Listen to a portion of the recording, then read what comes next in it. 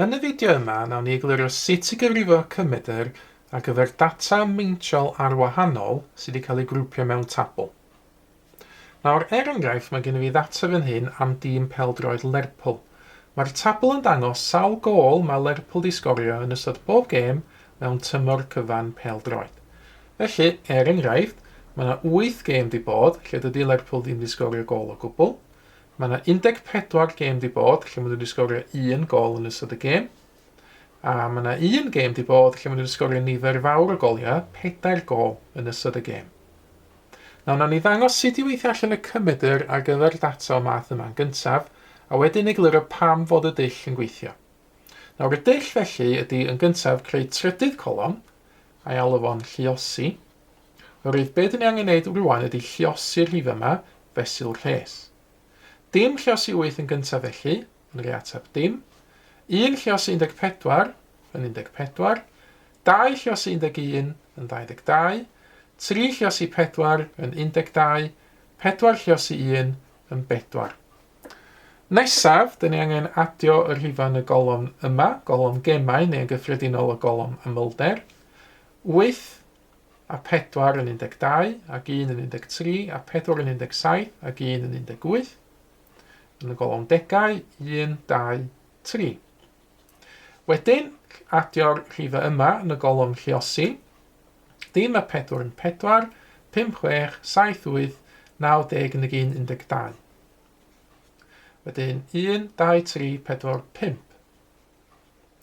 Olaf, i gyfrifo'r cymedr, be dyn ni'n neud ydy dyn ni rhannu y rhif yma, y 52, efo'r rhif fan hyn, 38. Na i fentro gwneud hwn ar gyfrifiannell. Dydy 52 ddim yn tabl 38.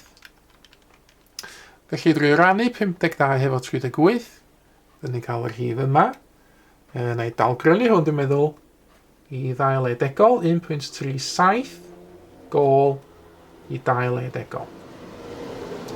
Felly, be mae hyn yn ddeithio ni'n gyntaf amdan tîm pêl-droed Lerpwl? Wel, ar gyfer taledd, maen nhw'n sgorio 1.37 gôl pob gêm. Wrth gwrs, rydych chi ddim sgorio union 1.37 gôl mewn gêm. Felly, maen nhw'n sgorio rhwng 1 a 2 gôl yn ystod pob gêm, yn agosach at 1 gôl, nawn ni ddeud efo'n hyn. Nawr, pam fod y dull yma'n gweithio? Wel, cofiwch efo'r cymedr, be dyn ni'n drio wneud ydy adio y gyd o'r eitemau data yn gyntaf, a wedyn rhannu fo'r nifer o eitemau data.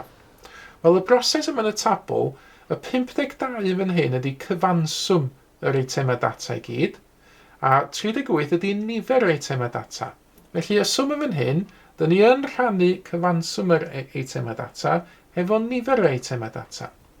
A pam fo hyn yn gweithio? Wel, so ni'n ystyried be wasa'r data yma sy'n ysgrifennu fo mewn un rhes fawr. Mae gen i fi 8 gêm lle does ddim gôl wedi bod. Felly dim yn cael ei sgwennu 8 gwaith. Wedyn, mae gen i fi 14 gêm wedi bod, lle mae yna 1 gôl wedi bod. Felly 1 yn cael ei sgwennu 14 o weithiau. Wedyn, mae yna 11 gêm wedi bod, lle mae yna 2 gôl wedi cael ei sgorio.